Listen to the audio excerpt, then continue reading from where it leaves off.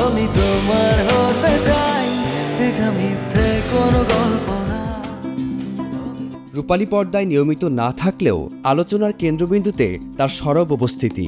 কখনো শোরুম উদ্বোধন, কখনো ব্র্যান্ড প্রমোশন, আবার কখনো সামাজিক যোগাযোগ মাধ্যমে নতুন লুকে ধরা দিয়ে ভক্তদের মাতিয়ে রাখেন ঢালিউড কুইন অপু বিশ্বাস।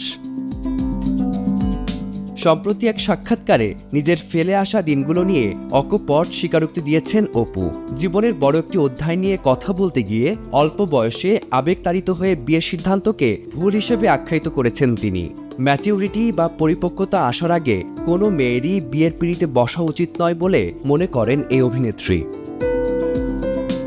2008 সালে ঢালিউড মেগাস্টার শাকিব খানের সাথে ঘর বাঁধলেও দীর্ঘ 9 বছর তা গোপন রেখেছিলেন অপু। 2017 সালে প্রকাশ্যে আসা সেই দাম্পত্যের বিচ্ছেদ ঘটে 2018 সালে। এই দীর্ঘ পথ পরিক্রমায় বারবার ট্রল আর সমালোচনার শিকার হলেও এখন আর সেসব তাকে বিচলিত করে না, বরং নেতিবাচকতাকে এড়িয়ে এখন নিজের কাজকেই উপভোগ করতে বেশি পছন্দ করেন তিনি। মুক্তির অপেক্ষায় আছে তার নতুন সিনেমা সিক্রেট। ঈদুল আজহায় এটি প্রেক্ষাগৃহে আসতে পারে বলে গুঞ্জন থাকলেও তা নিয়ে এখনই মুখ খুলতে চান না অপু বিশ্বাস। তবে ব্যক্তি জীবনের টানাপোড়েন পেছনে ফেলে পেশাদারিত্বের নতুন এই অপু বিশ্বাসকেই এখন পর্দায় দেখার অপেক্ষায় সিনেপ্রেমীরা। ফারদিন মাঝহার, সময় সংবাদ, ঢাকা।